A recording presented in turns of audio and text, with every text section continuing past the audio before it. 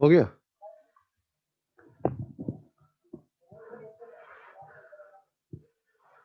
नमस्कार सभी बच्चों को, नमस्कार। कैसे हो भाई आप सभी? नमस्कार, कैसे हो? Good evening. Very good. Krishnam, Namya, Rajvardhan, सभी बढ़िया मस्त। पढ़ाई कैसी चल रही है आप लोगों की? बढ़िया। यार यार 2 से 3 डाउट टाइम था, कोई डाउट में आया नहीं। एक ही दो बच्चे आए, उनको मैंने डाउट बताया। बाकी आते गए जाते गए, आते गए जाते गए। No doubt. हाँ तो फिर ये टेस्ट में नंबर, जो भी क्वेश्चन आएंगे और के पूरे में पूरे सही होने चाहिए, गलती नहीं होनी चाहिए। याद रखना सभी बच्चे। हाँ, एक भी गलती नहीं होनी चाहिए। कोई सिली मिस्टेक नाम नहीं है कि सर छोटी सी गलती हो गई। हाँ, चलो। तो बढ़िया से टेस्ट दीजिए। जो भी अभी भी डाउट अगर कुछ होंगे तो व्हाट्सएप पे डाउट कर देना, मैं बता दूंगा। है ना? जैसे मुझे टाइम मिलेगा, जैसे मैं देखता हूँ तुरंत जवाब देता हूँ। तो आप पूछ पूछ लेना डाउट। हाँ, पिछले क्लास में हम लोगों ने क्या पढ़ा था? जी हाँ, aromatic character, non aromatic character, anti aromatic character. याद आया सभी बच्चों को? हाँ। चलो भाई, आज फिर इसी कंटिन्यूएशन में आगे बढ़ते हैं।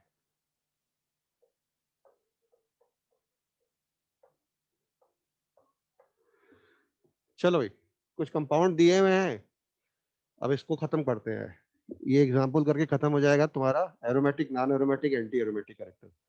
फिर अगले टॉपिक में बढ़ेंगे, सेकंड एप्लीकेशन में। ये फर्स्ट एप्लीकेशन था एरोमेटिक, नॉन एरोमेटिक और एंटी एरोमेटिक कैरेक्टर।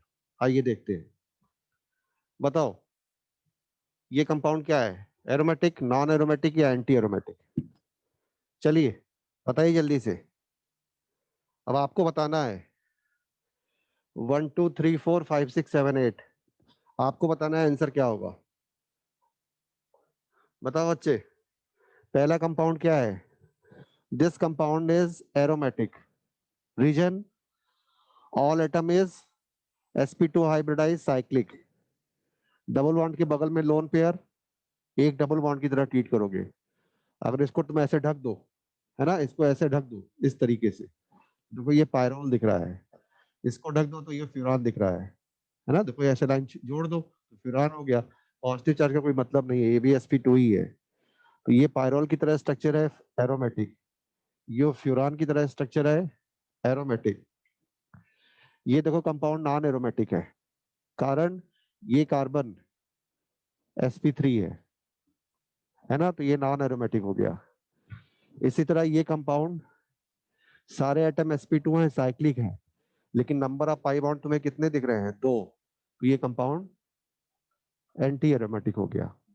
बोरॉन के पास लोन पेयर नहीं होता है, थर्ड पीरियड का, सॉरी थर्ड ग्रुप का है ना? sp2 हाइब्रिडाइज है, प्लेनर है, रिंग के अंदर है, डबल बॉन्ड 2 है। तो ये क्या होगा? एंटी एरोमेटिक होगा। इसको देखो, जैसे ये उसी तरह ये, इसको ऐसे मिला दो, है ना? तो ये बन जाएगा। बोलो, तो ये भी कंपाउंड क्या हो जाएगा? Anti aromatic. ये कंपाउंड ऑलरेडी एरोमेटिक है। इसमें नाइट्रोजन के जो लोन पेयर है वो लोकलाइज्ड है। बताया था पिरिडीन की तरह स्ट्रक्चर है, बस कार्बन हटा के यहाँ पे एन लगा दिया है। तो ये भी एरोमेटिक है। ये कंपाउंड देखो आप, ऑक्सीजन का लोन पेयर, ये वाला बॉन्ड इधर गया तो ये इधर गया, तो ऐसे स्ट्रक्चर बन जाएगा इसमें, ऐसे, इस तरीके से दिख रहा है कि नहीं? ऐसे स्ट्रक्चर रेजोनेंस के बाद, है ना? तो ये कंपाउंड क्या है? ये कंपाउंड एरोमेटिक है। दिख रहा है? बोलो बच्चे, है ना? एरोमेटिक है। ये रिंग एरोमेटिक है और ये रिंग नॉन एरोमेटिक है। तो अगर एक रिंग एरोमेटिक हो, एक रिंग नॉन एरोमेटिक हो, तो ओवरऑल कंपाउंड क्या होता है? एरोमेटिक होता है। तो ये कंपाउंड क्या है? एरोमेटिक है।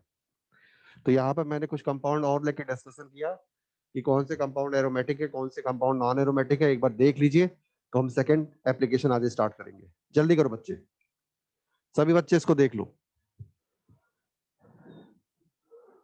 सभी बच्चों इसको देख लो, फिर आगे बढ़ते हैं।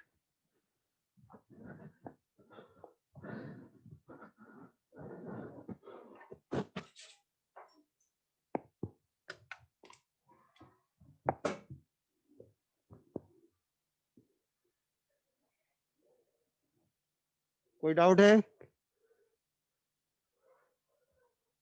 कोई डाउट? नोट भी कर लेंगे जी, बिल्कुल।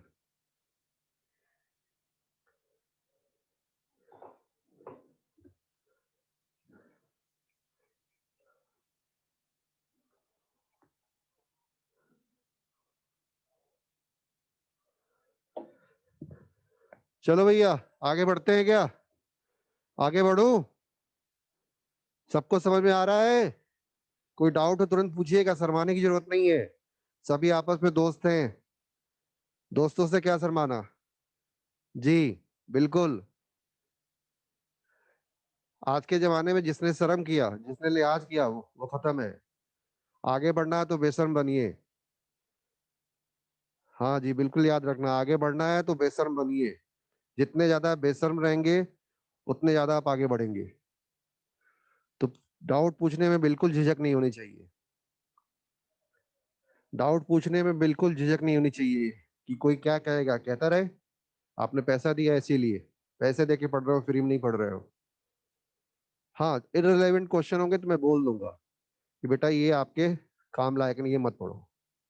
लेकिन अगर आप पूछोगे तो मेरा काम है जवाब देना, मैं जवाब दूंगा। कोई डाउट है इसमें? नहीं तो मैं आगे बढ़ रहा हूँ, ठीक है। चलो, तो यहां पर हमने पहला एप्लीकेशन पढ़ लिया, aromatic, non aromatic, anti aromatic character. पहले इसको इसलिए पढ़ाया कि इसका यूज होता है जगह जगह, है ना, तो इसको हमने ले लिया। अब हम सेकंड एप्लीकेशन पढ़ने जा रहे हैं, है ना। चलो पहले इसको ही ले लेते हैं, बेसिक स्ट्रेंथ। क्यों नहीं लिखता है?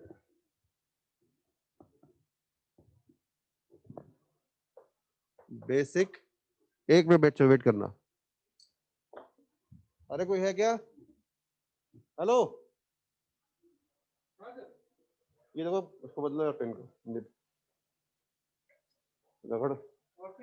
हाँ, जल्दी जल्दी करो, जल्दी करो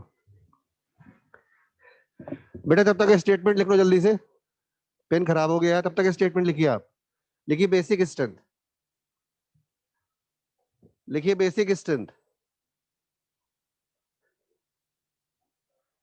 देखो, basic strength is the ability of, basic strength is the ability,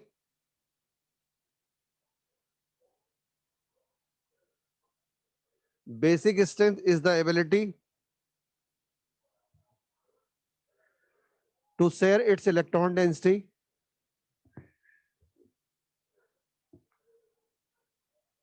basic strength is the ability to share its electron density with H plus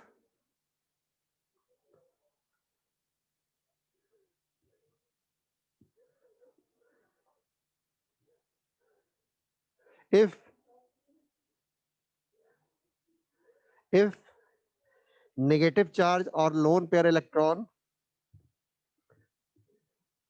if negative charge or lone pair of electron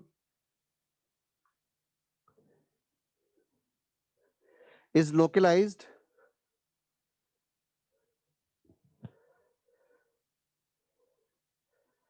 then basic strength increases, then basic strength increases.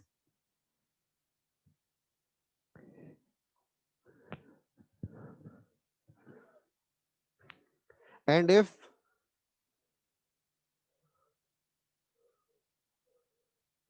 lone pair electron or negative charge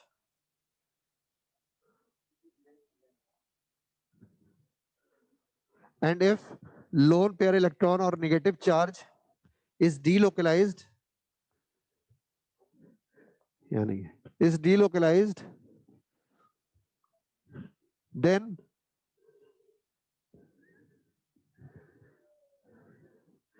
then basic strength is decreases. For example, चलो देखो आप,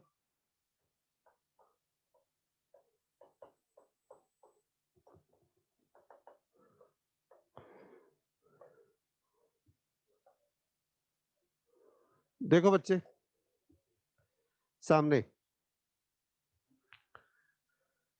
देखो ये हमारे पास compound है,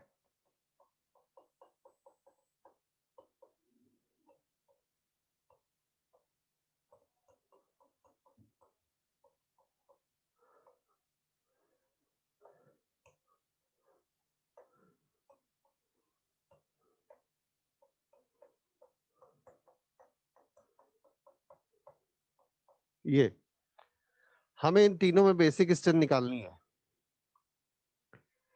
अगर nitrogen atom के ऊपर लोन पेयर इलेक्ट्रॉन लोकलाइज्ड है तो बेसिक स्ट्रेंथ बढ़ेगा, और अगर नाइट्रोजन एटम के ऊपर इलेक्ट्रॉन डेंसिटी डीलोकलाइज्ड हो गई, रेजोनेंस में चली गई, तो बेसिक स्ट्रेंथ कम हो जाएगी।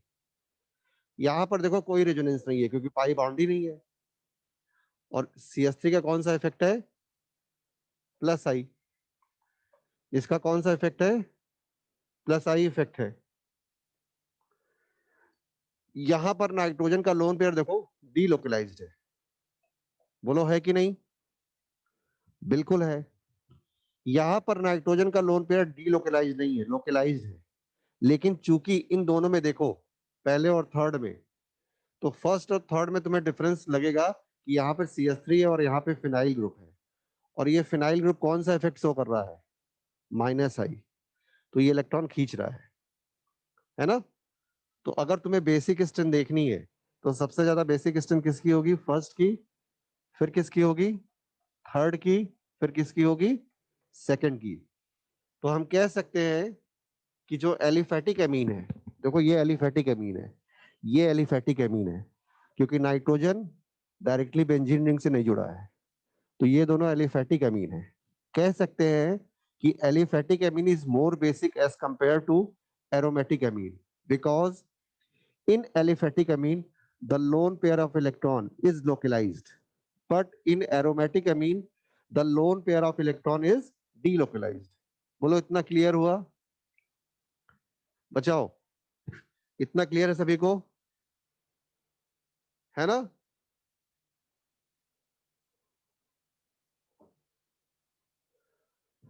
अरे प्लस एम तब होता है ना जब डबल बॉन्ड के बगल में एटम हो।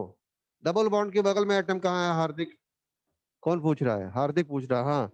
डबल बॉन्ड यहाँ पर होना चाहिए ना, इसमें प्लस एम है, इसमें प्लस एम है, इसमें प्लस एम है, नाइट्रोजन यहाँ थोड़ी थर्ड में है, थर्ड में कहाँ रेजोनेंस हो रहा है, देखो बीच में 2 सिग्मा बॉन्ड है। डबल बॉन्ड के बगल में एटम होता है तब होता है क्या, प्लस एम, है ही नहीं इसमें। चलो अभी और क्वेश्चन लेंगे। देखो बच्चे, क्वेश्चन,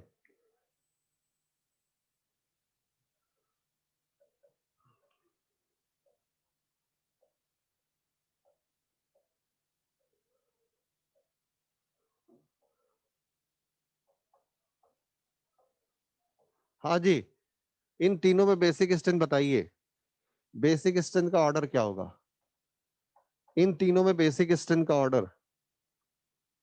तो देखो मैं आंसर बताता हूं, इसमें देखो रेजोनेंस है ऐसे, इसमें दोनों तरफ से रेजोनेंस है, क्रॉस कंजुगेशन है, देखो ऐसे, ऐसे, और इसमें रेजोनेंस इस तरफ से है। पहले और तीसरे में फर्क क्या है, इसमें ये कार्बन, ये जो कार्बन है, ये कैसा इफेक्ट शो कर रहा है, प्लस आई, और यहाँ पे ये डबल बॉन्ड कैसा इफेक्ट शो कर रहा है, माइनस आई, मतलब इलेक्ट्रॉन खींच रहा है। और अगर ये इलेक्ट्रॉन खींचेगा तो नाइट्रोजन के ऊपर इलेक्ट्रॉन डेंसिटी क्या होगी, कम होगी। तो अगर देखा जाए तो ये तीनों पार्ट तीनों में सेम है, ये जो पार्ट है तीनों में सेम है, डिफरेंस इधर क्रिएट करना है। यहाँ पर इधर भी रेजोनेंस है, जिससे नाइट्रोजन क्रॉस कंजुगेशन के तहत इलेक्ट्रॉन डेंसिटी नाइट्रोजन एटम के ऊपर बिल्कुल खत्म हो गई, है ना, बेसिक स्ट्रेंथ घट गई।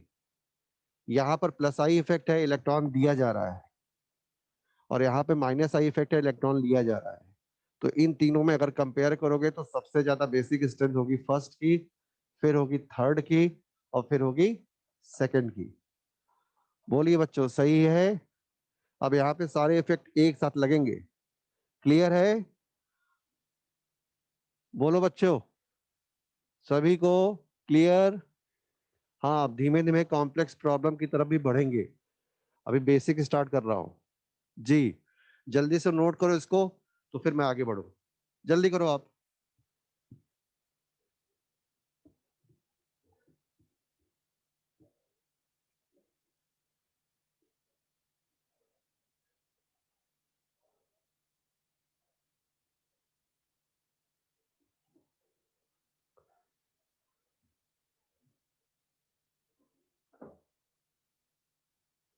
सेकेंड एग्जाम्पल में नाइट्रोजन का लोन पेयर दोनों तरफ रेजोनेंस कर रहा है।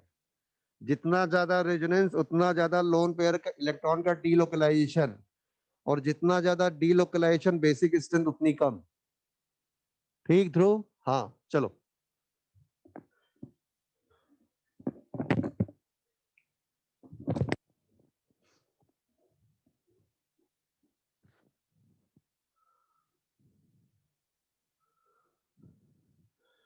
चलो भाई आगे बढ़ते हैं, थर्ड क्वेश्चन है ना। चलो भाई अगला।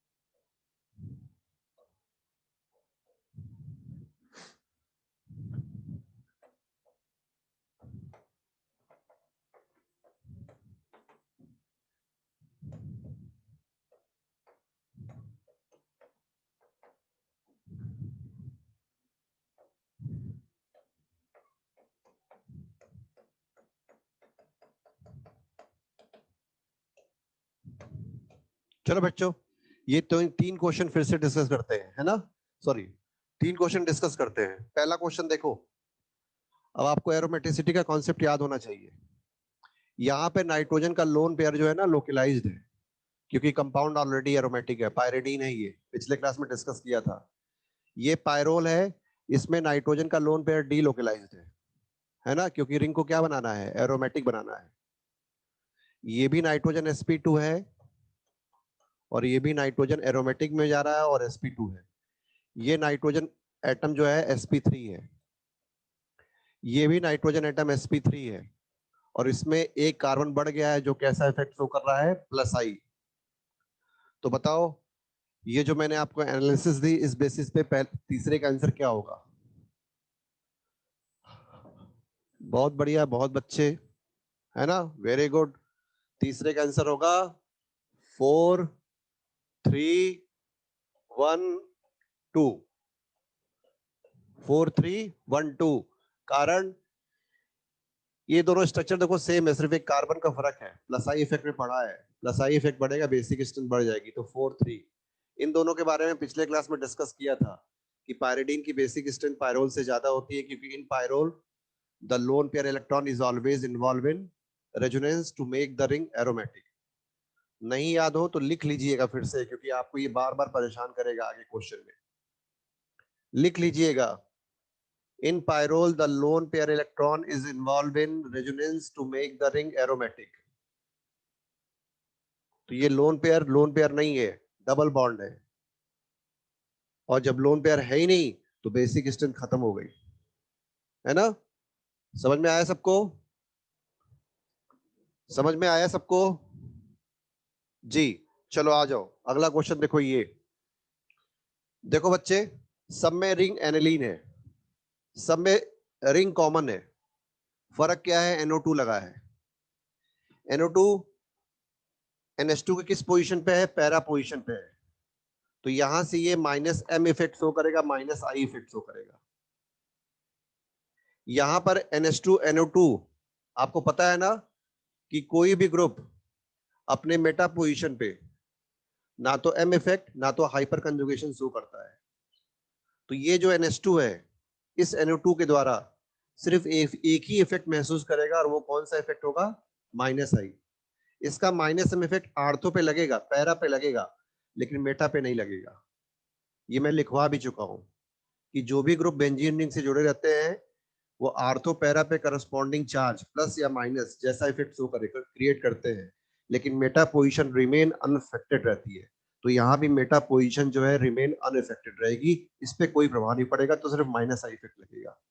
और यहाँ भी चूंकि ये दोनों मेटा पोजीशन पे, तो Cl का इसके ऊपर कौन सा इफेक्ट लगेगा? -I effect.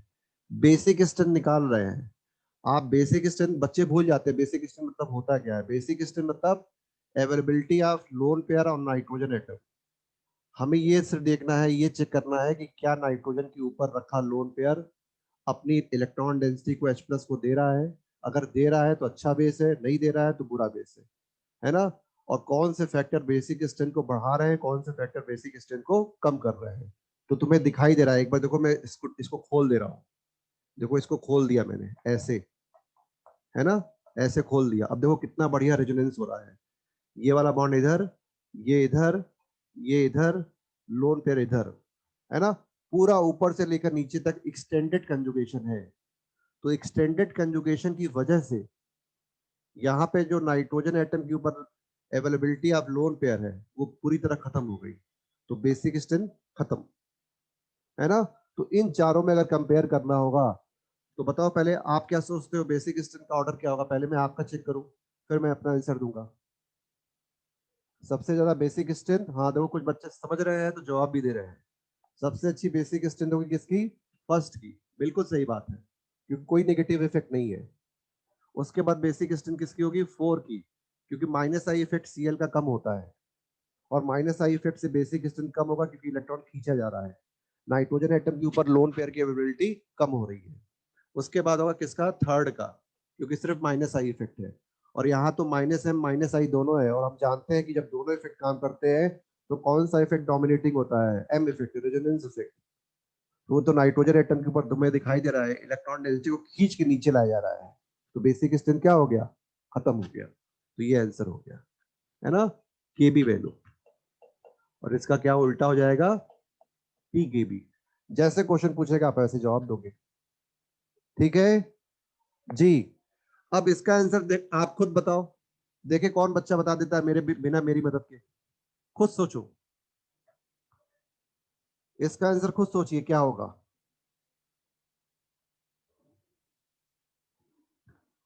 जो तीसरा क्वेश्चन है उसी से रिलेटेड है।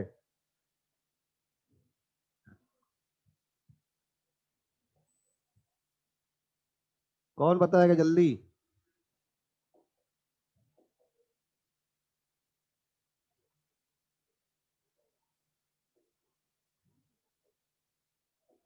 अरे आंसर अभी आया नहीं, आना चाहिए आंसर, जल्दी से जल्दी करो।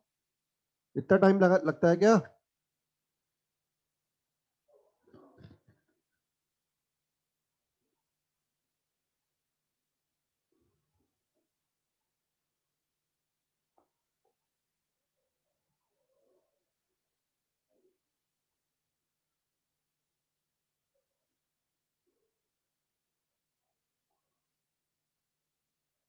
चलो आओ देखो, यहाँ पे नाइट्रोजन का लोन पेयर लोकलाइज्ड है, यहाँ पर सॉरी डीलोकलाइज्ड है। यहाँ पे नाइट्रोजन का लोन पेयर पूरी तरह डीलोकलाइज्ड है, क्योंकि ये एरोमेटिसिटी में पार्टिसिपेट कर रहा है। ये रिंग ऑलरेडी एरोमेटिक है। यहाँ पे नाइट्रोजन का लोन पेयर लोकलाइज्ड है, यहाँ पे डीलोकलाइज्ड था, यहाँ पे लोकलाइज्ड है, यहाँ पे डीलोकलाइज्ड है, और यहाँ पे नाइट्रोजन का लोन पेयर क्या है? लोकलाइज्ड है। अब इन दोनों में कंपेयर करोगे तो ये sp2 है और ये sp3 है। तो सबसे ज्यादा बेसिक स्ट्रेंथ किसकी हो गई? फोर्थ की। उसके बाद किसकी हो गई? थर्ड की। इन दोनों में, इसको याद रखना क्योंकि क्वेश्चन पूछा जाता है इसी से टेस्ट में। ये पायरोल पायरोल और एनिलीन में बच्चों को कंफ्यूजन होता है। बच्चे बोलते हैं सर इसमें भी रेजोनेंस है, इसमें भी रेजोनेंस है। इसमें रेजोनेंस है, इसमें भयंकर रेजोनेंस है, क्योंकि रिंग को क्या बनाना है? एरोमेटिक बनाना है। इसमें भयंकर रेजोनेंस है। तो एनिलीन की बेसिक स्ट्रेंथ पायरोल से क्या होती है? ज्यादा होती है। तो 4312 ये आंसर होगा, KB, है ना? जल्दी से नोट करें। 4312।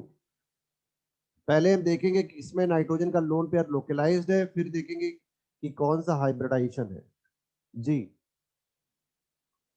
अभी और क्वेश्चन आते रहेंगे, अभी अभी खत्म नहीं हुआ है। इस कंपाउंड का नाम बेंजाइल अमीन है भाई, नाम लिख लेना, है ना, क्योंकि एक दो क्वेश्चन नाम से दिए हैं मॉड्यूल में। इसका नाम है बेंजाइल अमीन। बेंजाइल अमीन की बेसिक स्ट्रेंथ एनिलीन से ज्यादा होती है, कारण ये लोकलाइज्ड है और वहां पर डी लोकलाइज्ड है। नोट कर लिया सभी ने क्या?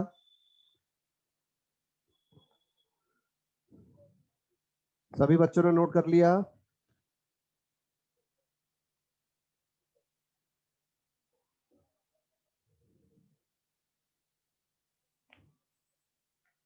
चलो तो आगे बढ़ते हैं। देखो बच्चे,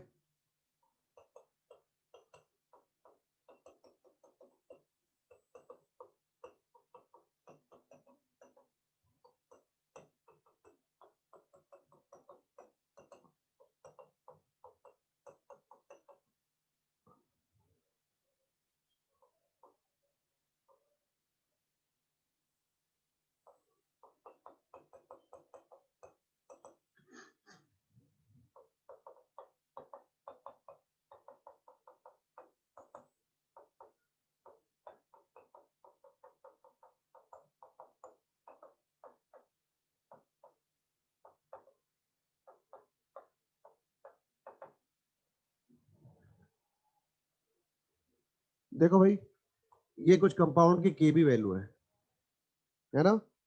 देखो इसमें नाइट्रोजन का लोन पेयर लोकलाइज्ड है, इसमें भी लोकलाइज्ड है, लेकिन ये sp3 है और ये sp2 है। इन दोनों में देखो आप, इसमें रेजोनेंस है, बोलो। तो रेजोनेंस की वजह से ये नाइट्रोजन का लोन पेयर जो है ये sp2 कैरेक्टर रख रहा है, और यहाँ पे नाइट्रोजन का जो लोन पेयर है वह sp कैरेक्टर रख रहा है। ज्यादा कंजूस है, ज्यादा कंजूस है तो बेसिक स्ट्रेंथ कम हो जाएगी। अब इसमें देख लो आप, अब यहाँ पर भी बच्चों को बहुत ही कंफ्यूजन होता है ना, इसको याद रखोगे आप। इसमें रेजोनेंस है, यहाँ भी रेजोनेंस है, लेकिन याद रखना सीओ की जो पावर होती है वो ज्यादा होती है as compare to phenyl electron खींचने में। तो दो चीजें देखी जाती हैं, मैग्नीट्यूड ऑफ रेजोनेंस, सॉरी, दो चीजें देखी आती है, quality of resonance and quantity of resonance. यहाँ पर क्वांटिटी है लेकिन यहाँ पे क्वालिटी है। क्वालिटी जो फैक्टर है यहाँ पर डोमिनेट कर रहा है, इसलिए यहाँ पर भयंकर रेजोनेंस है। और अगर भयंकर रेजोनेंस होगा तो नाइट्रोजन एटम के ऊपर लोन पेयर की अवेलेबिलिटी कम हो जाएगी, और अगर नाइट्रोजन एटम के ऊपर लोन पेयर की अवेलेबिलिटी कम हो जाएगी तो बेसिक स्ट्रेंथ भी बुरी तरह से गिर जाएगी। इसीलिए एनिलीन की बेसिक स्ट्रेंथ एमाइड से कम होती है। अब ये देखो, ये कंपाउंड, इन दोनों को मिला के मैंने ये बना दिया है। देखो इधर एमाइड है और इधर एनिलीन है, तो यहाँ पर बेसिक स्ट्रेंथ और कम हो गई, क्योंकि यहाँ पे नाइट्रोजन का लोन पेयर क्रॉस कंजुगेशन में है। दिख रहा है कि नहीं? इन दोनों में कोई संबंध नहीं है, लेकिन नाइट्रोजन इन दोनों के साथ रेजोनेंस कर रहा है, तो ये क्रॉस कंजुगेशन यहाँ पर है ना। ये भी फैक्टर है, ये भी फैक्टर है, इन दोनों को मिला के, इन दोनों को मिला के हमने ये बना दिया है ना। और पायरोल में तो पता ही है कि पायरोल में जो लोन पेयर होता है वो गंदे तरीके से चला जाता है, किसमें? रेजोनेंस में। क्यों? क्योंकि इस रिंग को एरोमेटिक बनानी है। तो जो नाइट्रोजन का लोन पेयर दिख रहा है नाइट्रोजन के ऊपर, वो 99% नाइट्रोजन के ऊपर नहीं होता है, तो बेसिक स्ट्रेंथ बुरी तरह क्या हो गई? गिर गई। तो ये एक जनरल ट्रेंड मैंने दिया है किसका? बेसिक स्ट्रेंथ का, समझने के लिए। बोलो, इतना क्लियर है क्या सबको?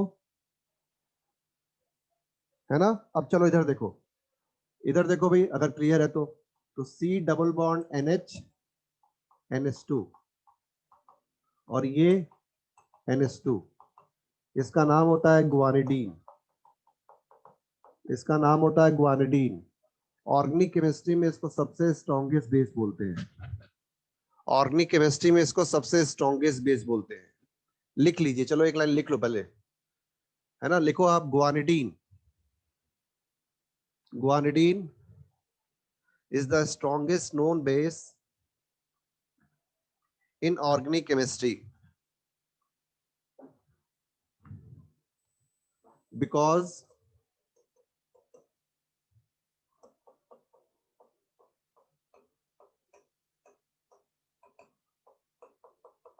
because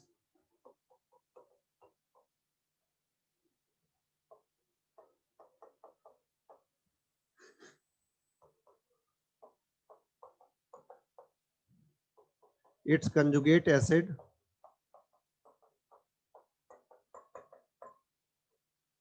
has three equal resonating structure. Has three equal resonating structure.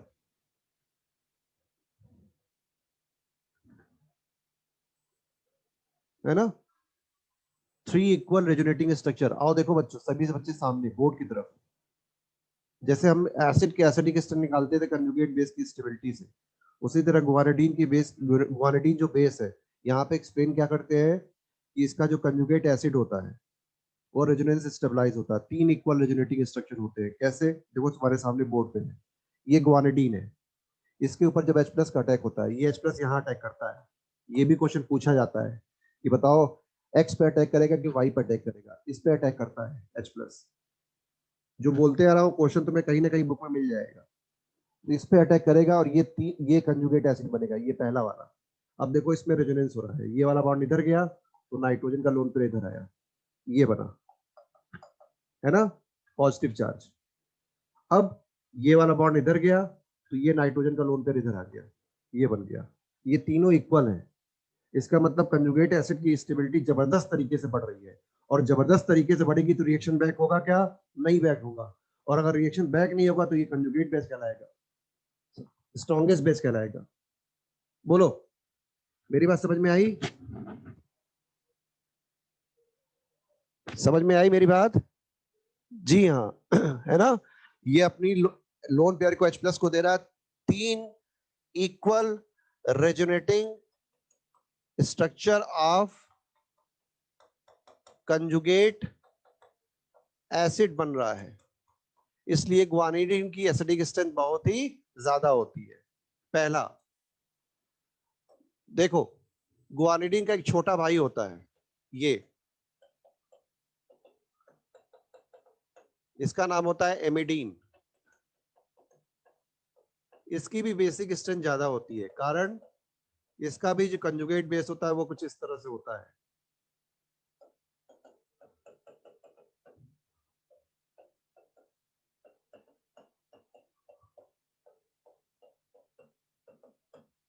कुछ इस तरीके से होता है. दो रेजोनेटिंग स्ट्रक्चर होते हैं जिससे इसकी स्टेबिलिटी बढ़ जाती है, जिससे इसकी स्टेबिलिटी बढ़ जाती है ना? अब इसी पे एक क्वेश्चन ले लो आप. आपसे क्वेश्चन पूछा गया गुआनिडीन एमिडीन पे, तो याद रखोगे ये दोनों भाई गुआनिडीन और एमिडीन ऑर्गेनिक केमिस्ट्री के स्ट्रॉन्गेस्ट बेसिस होते हैं, भूलिएगा मत. चलो देखो आप, क्वेश्चन क्या है आपसे पूछा गया. क्वेश्चन ये कि बेसिक स्ट्रेंथ का ऑर्डर निकालिए.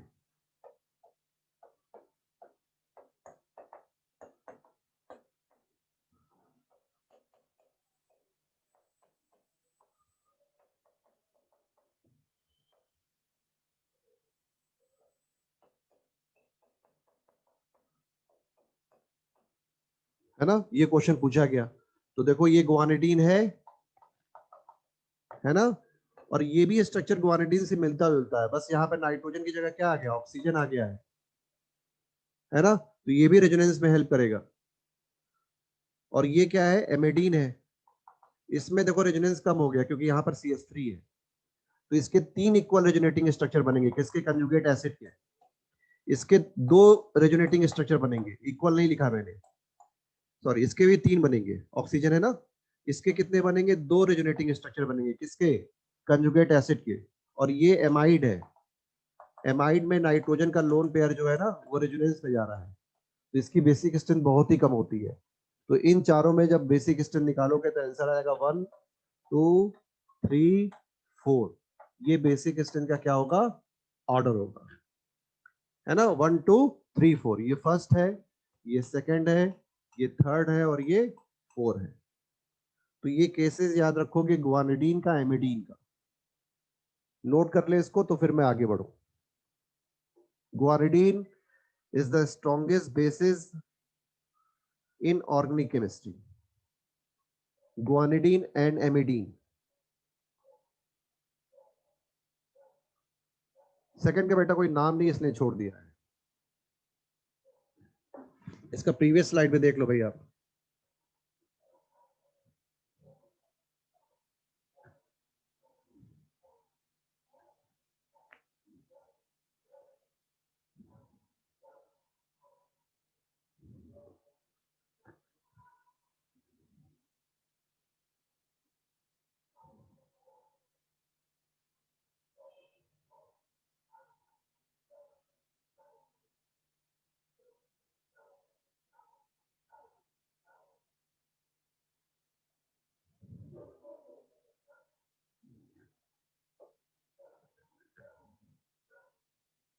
जल्दी करो बच्चे।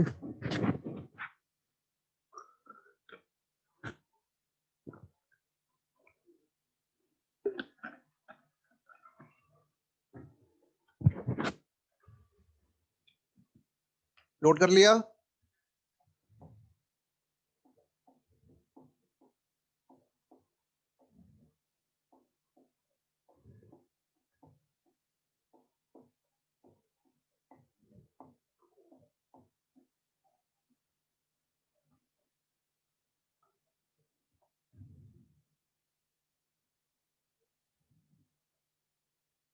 चलिए आगे बढ़ते हैं। मेरे ख्याल से सभी बच्चों ने नोट कर लिया होगा।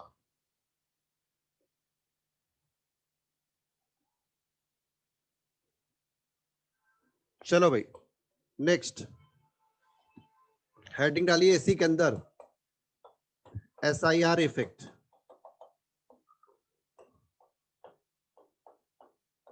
Steric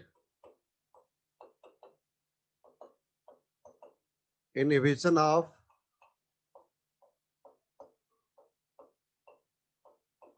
resonance.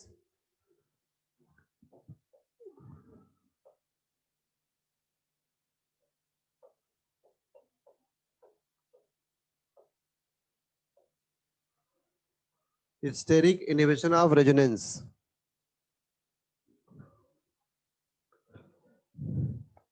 SIR effect. लिखे बेटा स्टेटमेंट इसमें पहले।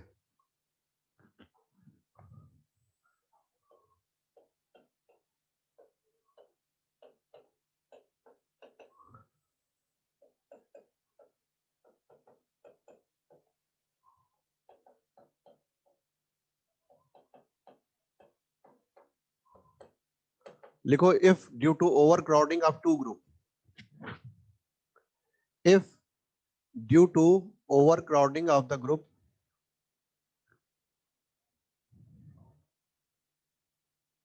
resonance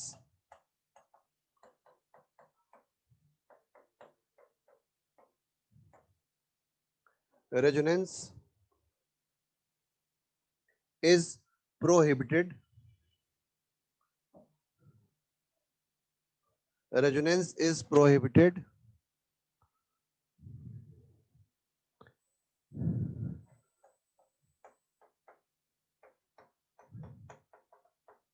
then it is called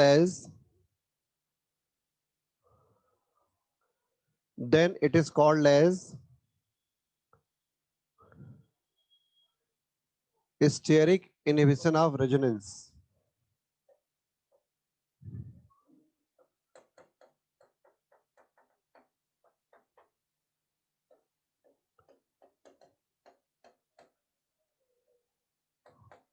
Then it is called as steric inhibition of resonance.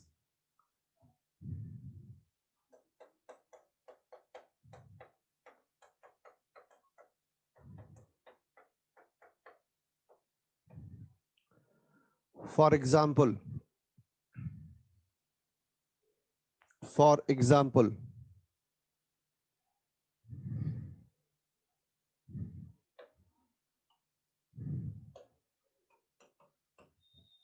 देखो भाई, मान लो बेंजीन रिंग पे दो ग्रुप लगे हैं G और S, है ना, और ये बड़े ग्रुप हैं, इनका साइज बड़ा है। फिर से मैं रिपीट कर रहा हूं, बेंजीन रिंग पे दो ग्रुप लगे हैं G और S और इनका साइज बड़ा है, क्राउडेड ग्रुप है ये। तो ये एक दूसरे के ऊपर, भाई आपने पढ़ा है वेस्पर थ्योरी, तो ये स्पेस में एक निश्चित पोजीशन लेना चाहेंगे। अब चूंकि ये दोनों आर्थो पोजीशन पे है और इनकी साइज बड़ी है, तो इस साइज की वजह से जी एस के ऊपर और एस जी के ऊपर धक्के लगाएगा, एक दूसरे को रिपेल करेंगे। और इस रिपल्सन को ओवरकम करने के लिए जो जी है या एस है, ये बेंजीन के प्लेन से बाहर हो जाएगा। दोनों में म्यूचुअल रिपल्सन हो रहा है क्योंकि दोनों ग्रुप बड़े हैं, और इस म्यूचुअल रिपल्सन को ओवरकम करने के लिए कोई ग्रुप बेंजीन के प्लेन से बाहर हो गया, और जब ये बेंजीन के प्लेन से बाहर हो जाएगा तो क्या रेजोनेंस में पार्टिसिपेट करेगा? बोलो, पार्टिसिपेट करेगा? आप खुद आंसर दो। क्यों? क्योंकि हमने पढ़ा है कि रूल्स ऑफ रेजोनेंस में पढ़ा है कि all atom which participate in resonance must be in same plane. तो अगर ओवरक्राउडिंग की वजह से, स्टेरिक हिंड्रेंस की वजह से, ओवरक्राउडिंग का एक नाम होता है स्टेरिक हिंड्रेंस, जब किसी कंपाउंड की रिएक्टिविटी अफेक्टेड होती है ओवरक्राउडिंग ऑफ द ग्रुप की वजह से, तो उसको हम नाम दे देते हैं, टेक्निकल नाम दे देते हैं स्टेरिक हिंड्रेंस। टर्मिनोलॉजी यूज करते हैं स्टेरिक हिंड्रेंस, है ना? जब रिएक्टिविटी अफेक्टेड होती है ड्यू टू ओवरक्राउडिंग, तो नाम क्या देते हैं? स्टेरिक हिंड्रेंस नाम देते हैं। तो यहां पर स्टेरिक हिंड्रेंस की वजह से, ओवरक्राउडिंग की वजह से, दो ग्रुप म्यूचुअल रिपल्सन की वजह से बेंजीन के प्लेन से बाहर, और बेंजीन के प्लेन से बाहर तो रेजोनेंस खत्म, और अगर रेजोनेंस खत्म तो नाम क्या दे दिया? स्टेरिक इनहिबिशन ऑफ रेजोनेंस, है ना? तो इसमें 4 या 5 केसेस होते हैं, उन्हीं केसेस को हम स्टडी करेंगे, ज्यादा नहीं।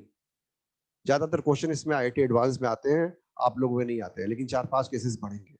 इधर देखो आप, ये ग्रुप बड़े बड़े ग्रुप हैं, ऐसे तो इनफाइनाइट ग्रुप ले सकते हैं, लेकिन मैंने कुछ ग्रुप के नाम लिख दिए, है ना?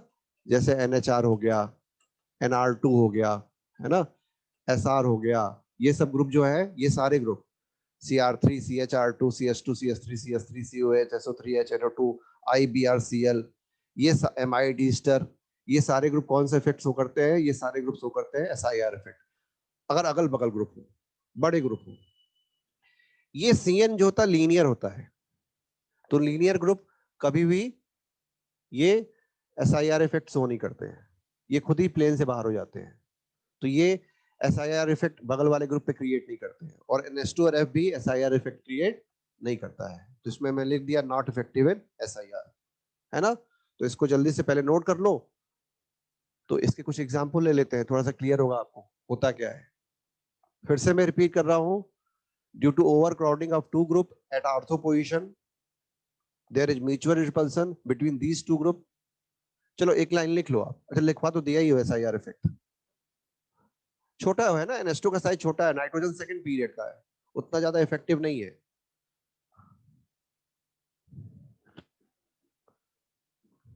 जल्दी करो बच्चे,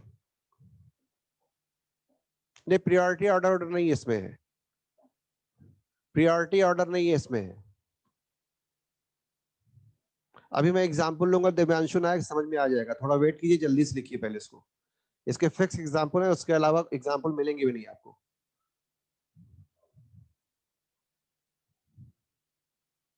जल्दी करो बच्चे।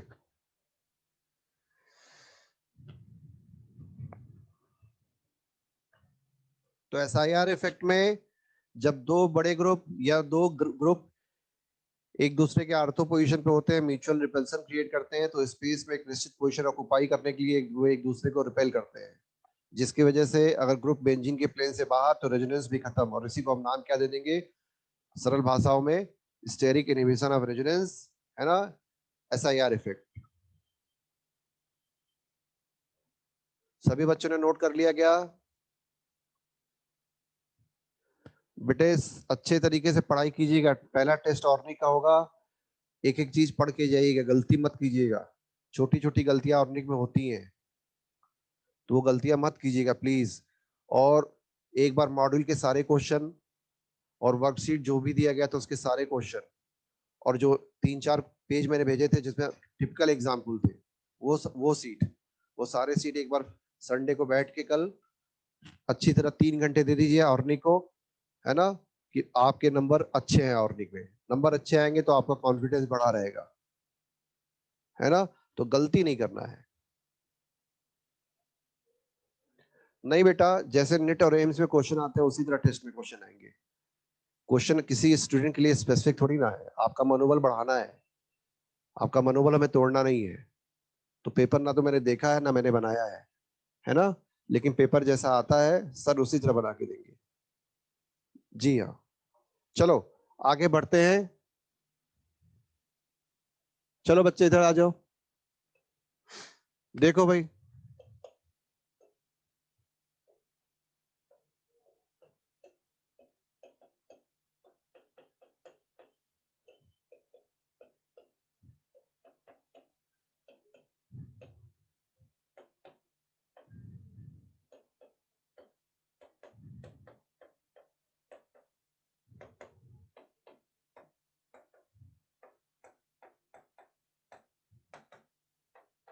करो। ये सीआई बॉन्ड है जिसकी लेंथ एक्स है, और ये सीआई बॉन्ड है जिसकी लेंथ वाई है। बताना है आपको किसकी बॉन्ड लेंथ ज्यादा होगी, एक्स की कि वाई की, सोच के बताइए, जल्दी करो।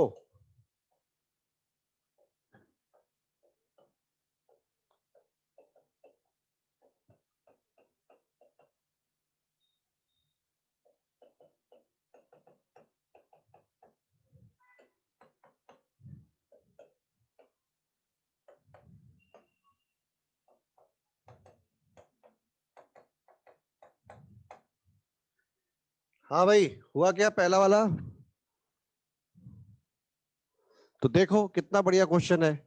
आपको क्या दिखाई दे रहा है, स्टेरिक इनहिबिशन इस पे यहां पे लगेगा कि स्टेरिक इनहिबिशन यहां भी लगेगा? जल्दी बोलो, ऊपर की नीचे। एसआईआर इफेक्ट कहां पे लग रहा है, एक्स पे लग रहा है कि वाई पे लग रहा है? एसआईआर इफेक्ट कहां पे लग रहा है, एक्स पे लग रहा है कि वाई पे लग रहा है? क्या सारे स्टूडेंट को समझ में आ रहा है? क्या सभी स्टूडेंट को दिख रहा है? जी हाँ, बिल्कुल बोल दीजिएगा यहीं पर। हाँ, तो सभी स्टूडेंट बोल रहे हैं हाँ हमें समझ में आ रहा है। तो इस पे एसआईआर इफेक्ट लग रहा है। ये दो NO2 आई के ऊपर जो है धक्के दे रहे हैं, इधर से धक्का दे रहा है, इधर से धक्का दिया, आयोडीन बोला हटो, मैं बेंजीन के प्लेन से बाहर हो जाता हूँ। तो जैसे ही आयोडीन बेंजीन के प्लेन से बाहर होगा, है ना, इसका सिर्फ यहाँ पर माइनस आई इफेक्ट लगेगा, यहाँ पर इसका प्लस एम इफेक्ट नहीं लगेगा। बाहर भाई आयोडीन हेलोजन है ना, हेलोजन कौन सा इफेक्ट शो करते हैं, माइनस आई प्लस एम, तो सिर्फ आई इफेक्ट लग रहा है। रेजोनेंस खत्म, रेजोनेंस खत्म, तो ये सिंगल बॉन्ड हो गया, ये सिंगल बॉन्ड हो गया। और यहाँ पर देखो रेजोनेंस है आयोडीन का, देखो ऐसे, यहाँ पर रेजोनेंस है, तो रेजोनेंस की वजह से सिंगल बॉन्ड किस में जा रहा है, डबल में। और अगर सिंगल बॉन्ड डबल में जाएगा तो बॉन्ड लेंथ क्या होगी, कम हो जाएगी, पार्शियल डबल बॉन्ड कैरेक्टर। तो इसीलिए हम कह सकते हैं कि एक्स की बॉन्ड लेंथ वाई से क्या है, ज्यादा है। अब उल्टा क्वेश्चन पूछा, इसका बॉन्ड एनर्जी पूछी या बॉन्ड स्ट्रेंथ पूछा, तो ये पार्शियल डबल बॉन्ड कैरेक्टर है, यहाँ पर जो है ये ऐसे है और यहाँ पर ये ऐसे है। तो बताओ किसकी बॉन्ड एनर्जी ज्यादा होगी, इसकी कि इसकी? तो आप बोलोगे वाई की। क्लियर हुआ? बोलो बच्चे, क्लियर हुआ? अरे बोल तो दो, इतना धीमे धीमे बोलोगे आप लोग हैं? जी। अब इसका आंसर तो निकाल ही लोगे आप। इस दोनों क्वेश्चन सिमिलर है, दोनों क्वेश्चन सिमिलर है। अरे है कि नहीं, बोलो। चलो, तो इसमें भी सेम आंसर हो जाएगा, bond length bond energy. Bond length किसकी ज्यादा होगी, एक्स की। बॉन्ड एनर्जी किसकी ज्यादा होगी, वाई की। कारण यहाँ पर माइनस आई इफेक्ट भी है और प्लस एम इफेक्ट दोनों है, और यहाँ पर माइनस आई इफेक्ट और प्लस एम में ये लग रहा है लेकिन ये नहीं लग रहा है, यहाँ पर माइनस आई और माइनस एम दोनों था। बोलो क्लियर है? बोलो बच्चों, पक्का? हाँ जी। तो जल्दी से इसको नोट कीजिए, तीसरे क्वेश्चन पे आते हैं, तीसरे चौथे पे।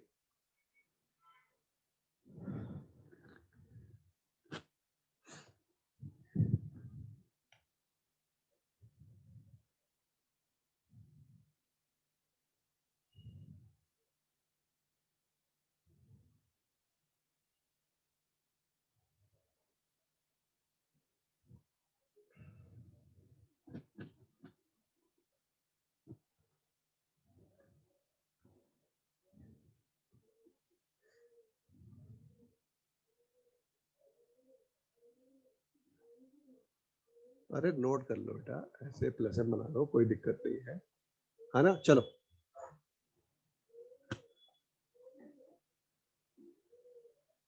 हो गया, नोट कर लिया। चलो अगला क्वेश्चन देखो आप, अगला क्वेश्चन देखिए।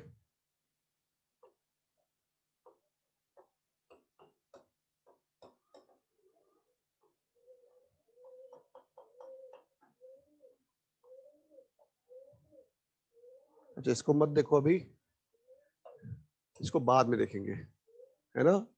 ये क्वेश्चन मैं बाद में करा दूंगा, पहले बेसिक स्ट्रेंथ पढ़ा है तो बेसिक स्ट्रेंथ देखते हैं। अगला क्वेश्चन,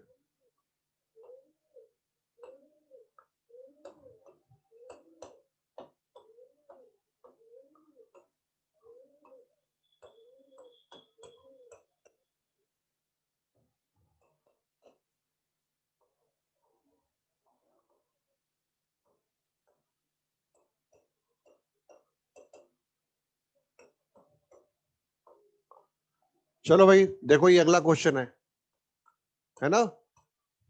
ये अगला क्वेश्चन है, हमें बताना है बेसिक स्ट्रेंथ किसकी ज्यादा है, पहले की, दूसरे की, कि तीसरे की, किसकी बेसिक स्ट्रेंथ ज्यादा है।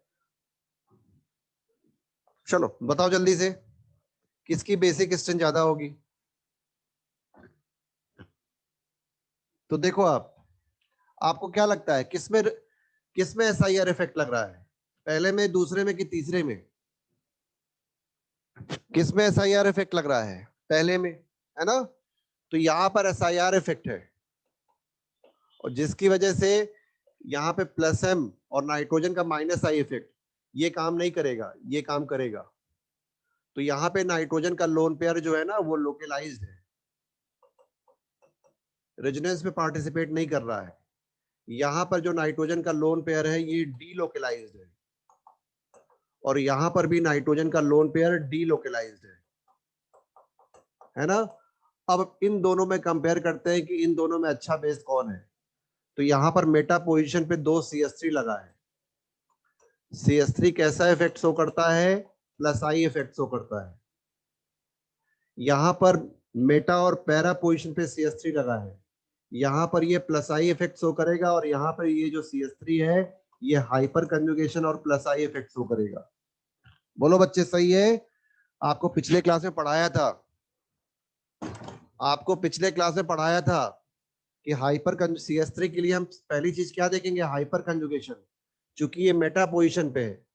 देखो NH2 इससे इन दोनों में रिलेशन देखना है ना, देखना है कि ये ग्रुप जो है, हम क्या चेक कर रहे हैं, हम ये चेक कर रहे हैं कि ये ग्रुप नाइट्रोजन एटम के ऊपर इलेक्ट्रॉन डेंसिटी बढ़ा रहे हैं कि कम कर रहे हैं।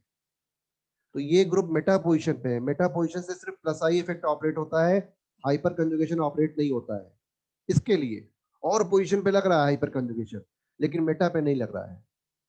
अब इसकी बात करते हैं, तो ये वाला प्लस आई है, लेकिन यहाँ पर हाइपर कंजुगेशन भी है, प्लस आई भी है, क्योंकि ये इसके पैरा पे है, पैरा पे लगता है, आर्थो पैरा पे हाइपर कंजुगेशन लगता है ना। तो बताओ सबसे अच्छा बेस कौन हुआ इन दोनों में, 1 2 3 में सबसे अच्छा बेस कौन हुआ। जी हाँ फर्स्ट हुआ, क्योंकि लोकलाइज्ड है, बहुत बढ़िया। फर्स्ट हुआ क्योंकि क्या है, लोकलाइज्ड है। तो सबसे अच्छी बेसिक स्ट्रेंथ फर्स्ट की, फिर थर्ड की, फिर सेकंड की। ये होगा केबी वैल्यू, और इसका उल्टा क्या होता है, पीकेबी। बोलो सही है। ये सब टिपिकल एग्जाम्पल है, टफ एग्जाम्पल मैं पहले बोल रहा हूं। ये सब आपको क्वेश्चन मॉड्यूल में नहीं मिलेंगे, ऐसे क्वेश्चन मॉड्यूल में आपको एक्सरसाइज 1 2 3 में नहीं दिखेंगे आपको, मैं पहले बता दे रहा हूं। जी क्लियर सभी बच्चों को, पक्का। जी जल्दी से नोट कीजिए तो आगे बढ़े, अगला कॉन्सेप्ट ले इसी के अंदर।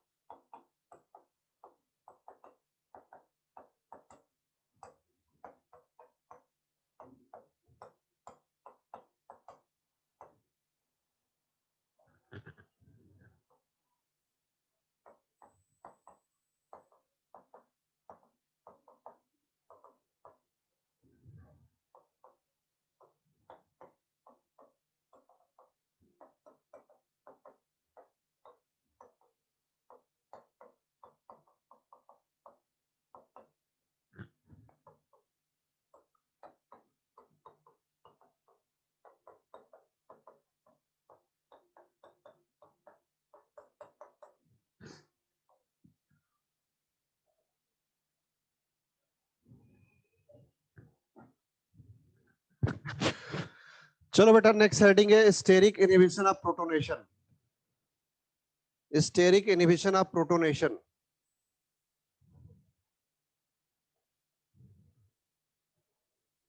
नेक्स्ट हेडिंग है steric inhibition of protonation. Statement लिखवाऊं? लिखिए। अच्छा, वेट कर रहा हूं, जल्दी करो सक्षम।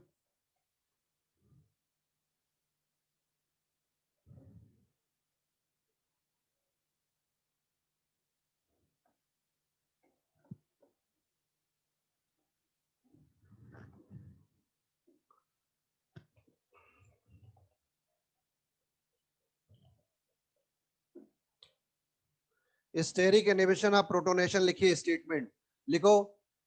इन case of aniline, in case of aniline,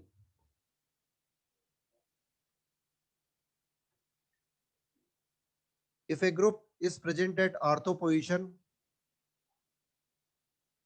if a group is present at ortho position,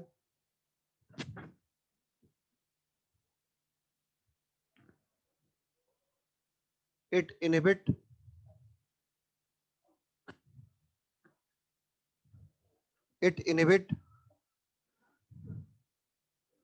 the protonation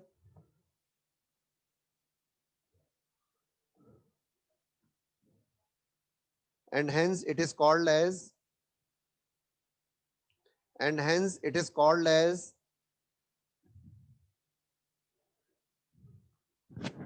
steric inhibition of protonation, SIP effect.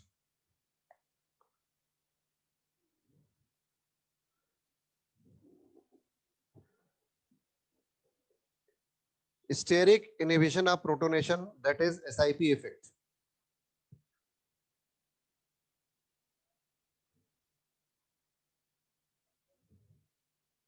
Bracket में लिखेंगे आप, ब्रैकेट में लिखेंगे आप OCS3 methoxy and OH hydroxy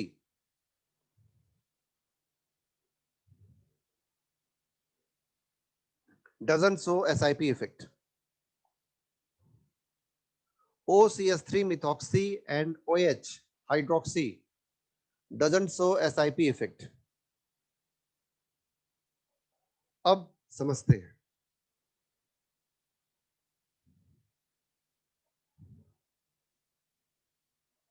चलो देखो, आप देखो बच्चे,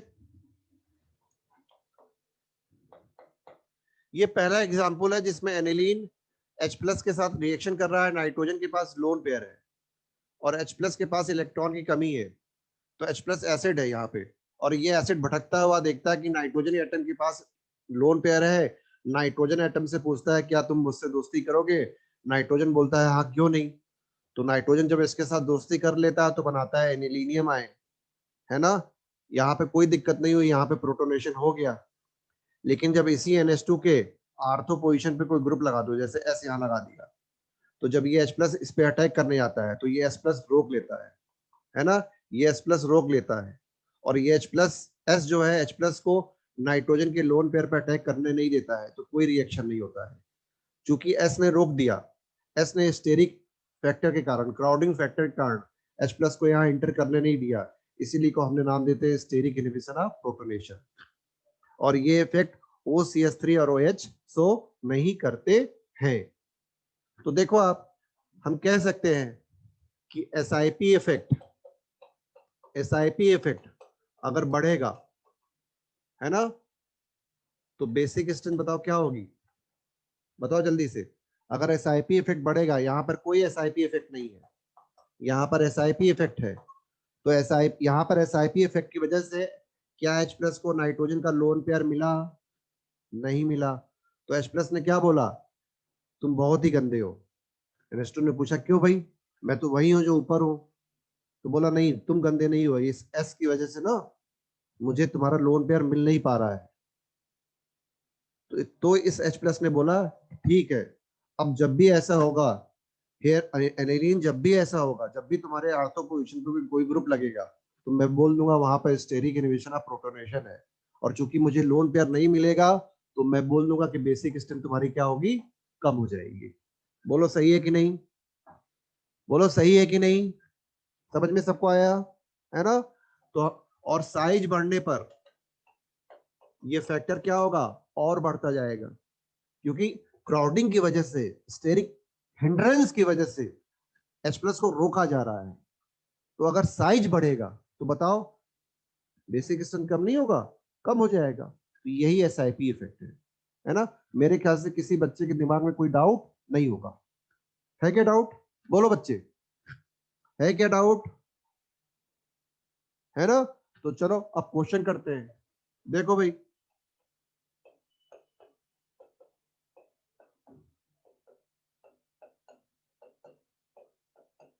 पहले रुक जाओ, क्वेश्चन मैं लिख देता हूं, फिर तीनों को डिस्कस कर लिया जाएगा।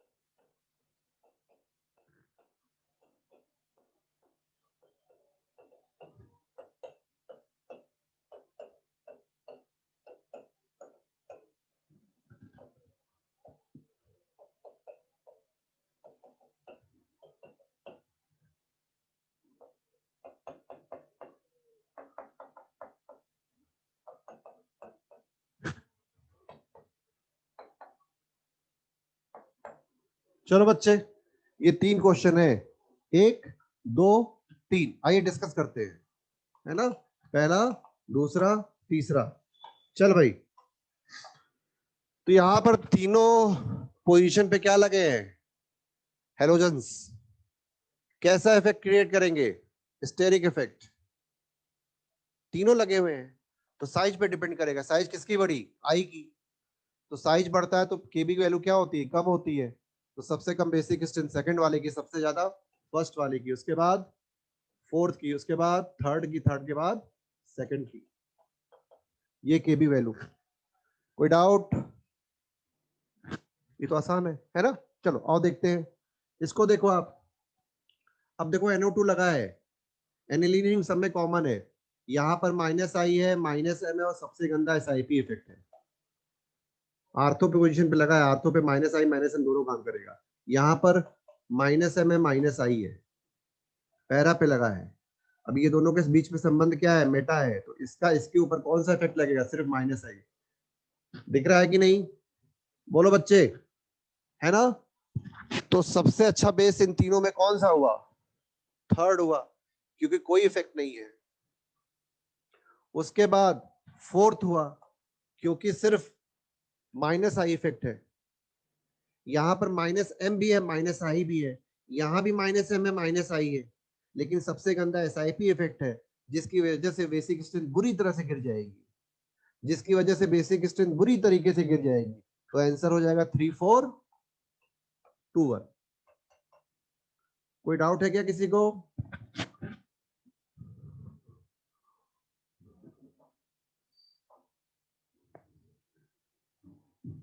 लॉजिक है पूरा। मैंने इसीलिए बोला था कि ऑर्गेनिक केमिस्ट्री में लॉजिक लगता है, क्लास एक भी नहीं छूटनी चाहिए। अब देखो सारे इफेक्ट +M -M -I सब लग रहा है, और ये आपको एक एक चीज पढ़ाया गया है। कोई स्टूडेंट ये नहीं बोल सकता कि कोई चीज मिसिंग है, कि सर आप पढ़ा रहे हो आप। फोर्थ में सिर्फ बेटा NH2 और NO2 एक दूसरे के मेटा पोजीशन पे है। तो जब भी दो ग्रुप एक दूसरे के मेटा पोजीशन पे होते हैं तो सिर्फ आई इफेक्ट काम करता है। तो -I इफेक्ट लगेगा, तो -I इफेक्ट इलेक्ट्रॉन खींचेगा। सेकंड में -I -M दोनों है, और -M मतलब रेजोनेंस भयंकर खींचेगा। तो भयंकर खींचेगा तो नाइट्रोजन एटम के ऊपर लोन पेयर कैपेबिलिटी भयंकर कम हो जाएगी। तो आ गया आंसर, क्या दिक्कत है ना। और फर्स्ट वाले में तो SIP है, एकदम खत्म कर देगा।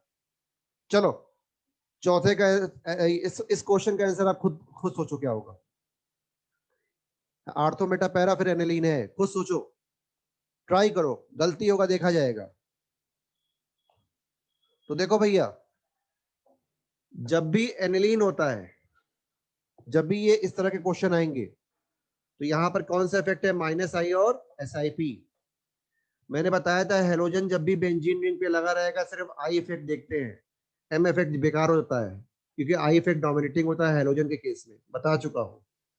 अब यहाँ पर माइनस आई है, यहाँ भी माइनस आई है।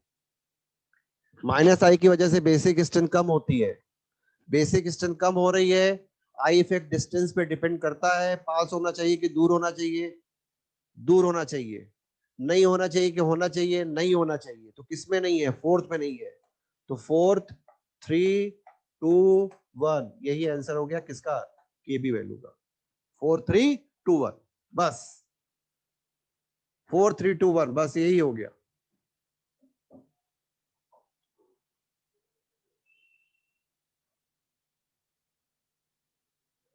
Cl का सिर्फ माइनस आई इफेक्ट देखते हैं, प्लस एम इफेक्ट नहीं देखते हैं, क्योंकि आपको पहले पढ़ा चुका हूं कि हेलोजन के केस में माइनस आई इफेक्ट डोमिनेटिंग होता है, तो एम इफेक्ट को छूते भी नहीं है हेलोजन के केस में। इसी वजह से एक दो बच्चे को आंसर गलत आ रहा है। 4, 3, 2, 1 होगा। क्लियर, सभी बच्चे समझ में आया?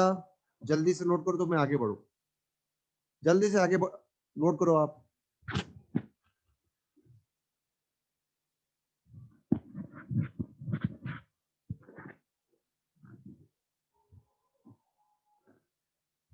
चलो, अब देखो एक एक चीज आपको दिमाग में रखनी पड़ेगी। माइनस आई, माइनस एम, प्लस एम, है ना। SiP तो नहीं लग रहा है, SIR तो नहीं लग रहा है, सारी चीजें दिमाग में होंगी, क्वेश्चन के आंसर आएंगे।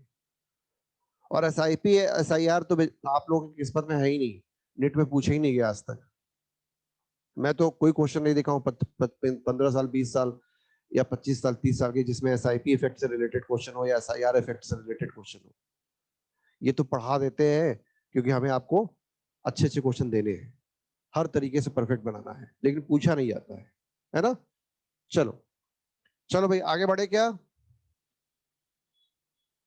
जी, चलो आगे देखो आप, फिर क्वेश्चन लेते हैं। अब आंसर आप दोगे, लिखते जाइए, आंसर देते जाइए। अब आंसर आप दोगे।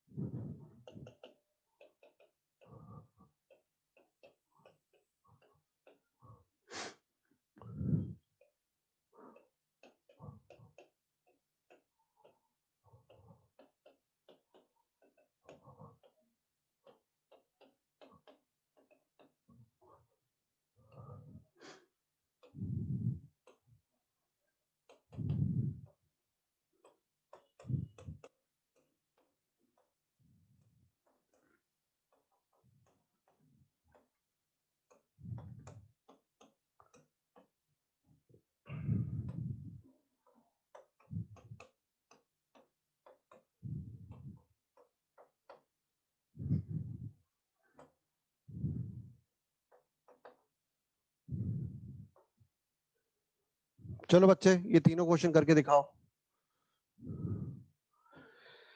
ये तीनों क्वेश्चन करके दिखाइए।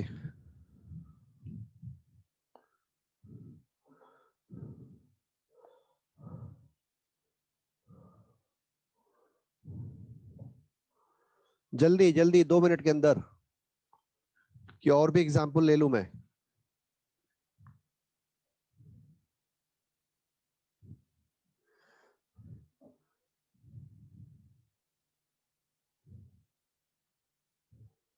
छोटी छोटी गलतियां होंगी, सब में होंगी। चलो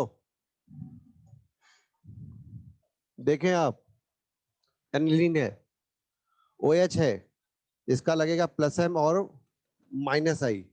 अब यहाँ पर कोई SiP इफेक्ट नहीं है, क्योंकि OH SiP इफेक्ट शो नहीं करता है, और प्लस एम और माइनस आई में प्लस एम इफेक्ट डोमिनेटिंग होता है, रेजोनेंस डोमिनेटिंग होता है। ऐसे देखो, ये एनिलीन है, ऐसे देखो ये एनिलीन है, माइनस आई से बेसिक स्ट्रेंथ थोड़ी कम हुई, लेकिन प्लस एम से बढ़ गई।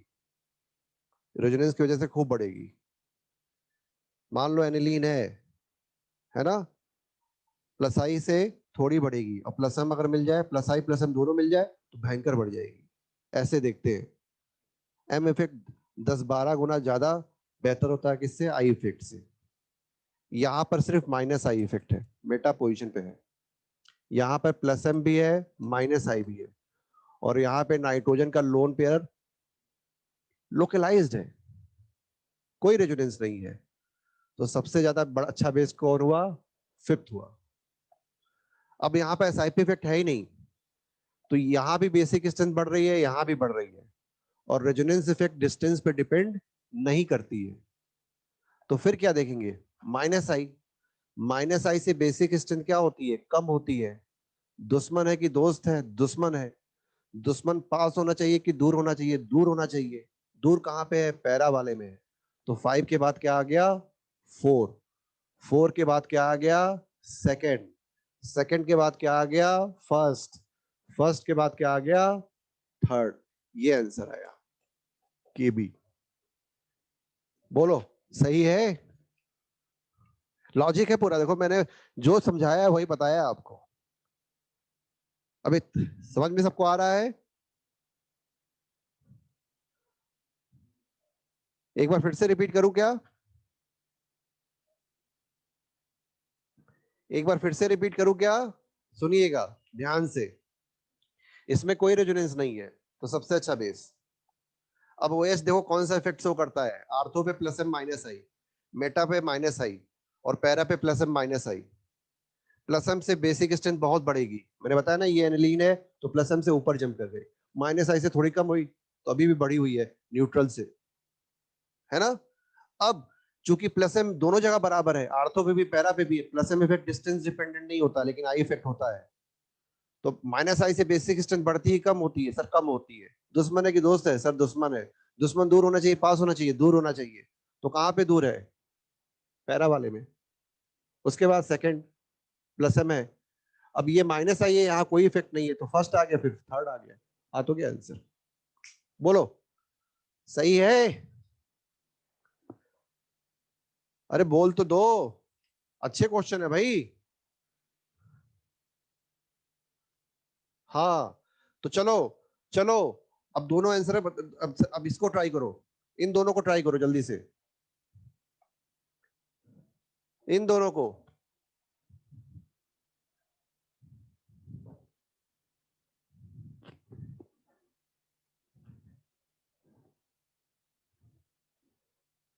चलो आओ देखते हैं। कोई इफेक्ट नहीं है, हाइपर कंजुगेशन है, प्लस आई है। हाइपर कंजुगेशन है, प्लस आई है, और एसआईपी भी है। खत्म। यहाँ पे प्लस आई है। हाइपर कंजुगेशन बता चुका हूं कि प्लस एम इफेक्ट की तरह होता है, लेकिन थोड़ा सा लेस होता है। अब ऐसे देखो, ये एनिलीन है, ये एनिलीन है, प्लस आई से बेसिक स्ट्रेंथ यहाँ आई, हाइपर कंजुगेशन से और बढ़ गई, प्लस एम से और बढ़ गई।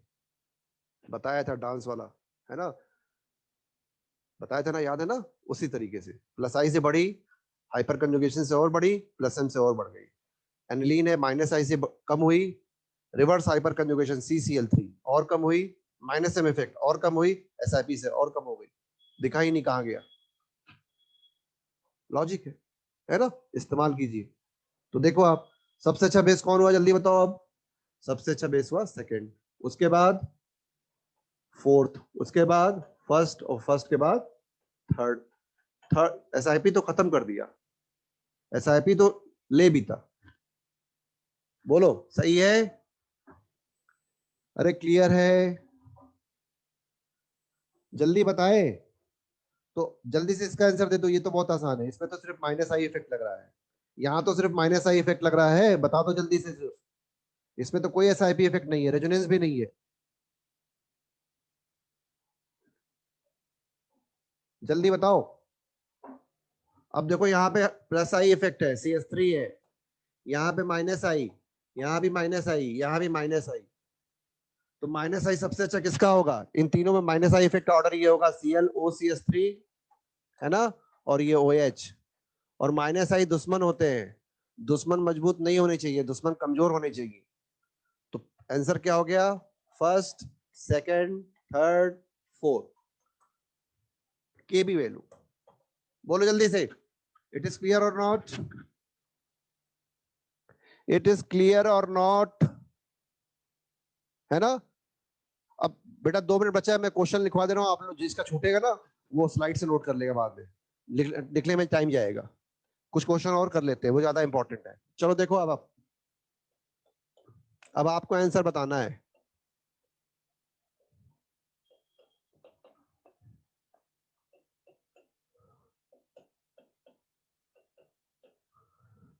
इसमें बताना है एक्स और वाई में किसकी बेसिक स्ट्रेंथ ज्यादा है। जल्दी करो, अब ये क्वेश्चन आप करोगे, मैं पूछ रहा हूं।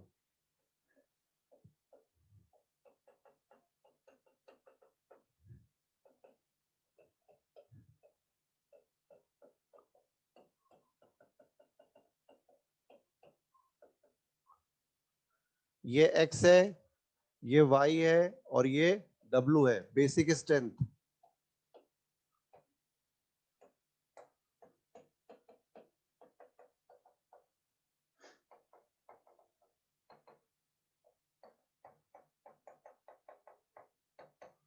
X, Y, W, basic strength.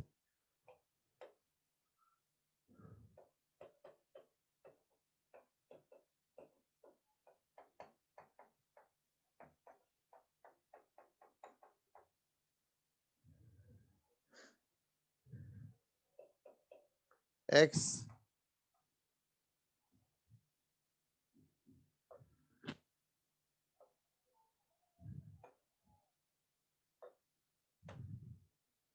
Y, basic strength.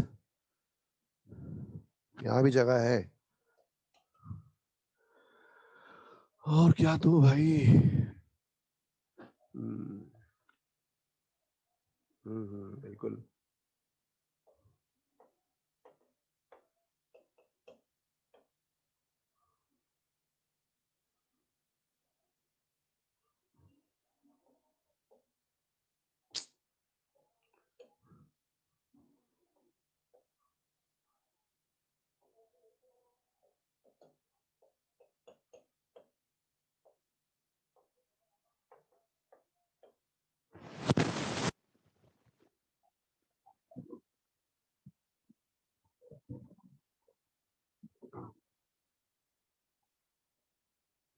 चलो, बहुत अच्छे अच्छे क्वेश्चन इसमें आ गए, है ना?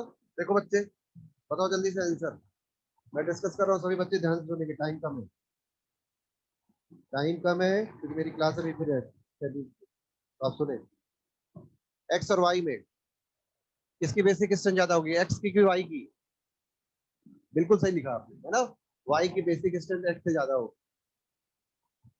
कैसे? क्योंकि यहाँ पर क्रॉस कंजुगेशन है। देखो नाइट्रोजन का लोन पेयर इधर भी रेजोनेंस में जा रहा है, इधर भी रेजोनेंस में जा रहा है, और यहाँ पे सिर्फ एक ही बार रेजोनेंस है, तो रेजोनेंस की वजह से बेसिक स्ट्रेंथ कम हो।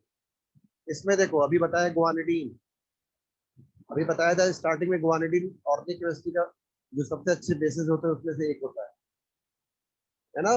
और H प्लस कहाँ अटैक कर रहा था, इसके ऊपर, तो H प्लस तो वही अटैक करेगा ना जहां पर बेसिक स्ट्रेंथ ज्यादा होगी। तो यहाँ पर एक्स की बेसिक स्ट्रेंथ वाई से क्या होगी, ज्यादा होगी। याद रखना, ये नहीं कि ये कार्बन sp2 है, ये sp3 इस पे अटैक होगा। यहाँ पर H प्लस इसी पे अटैक करता है, क्योंकि जब इस पे अटैक करता है तो जो रेजुलेटिंग स्ट्रक्चर बनते हैं P इक्वल बनते हैं।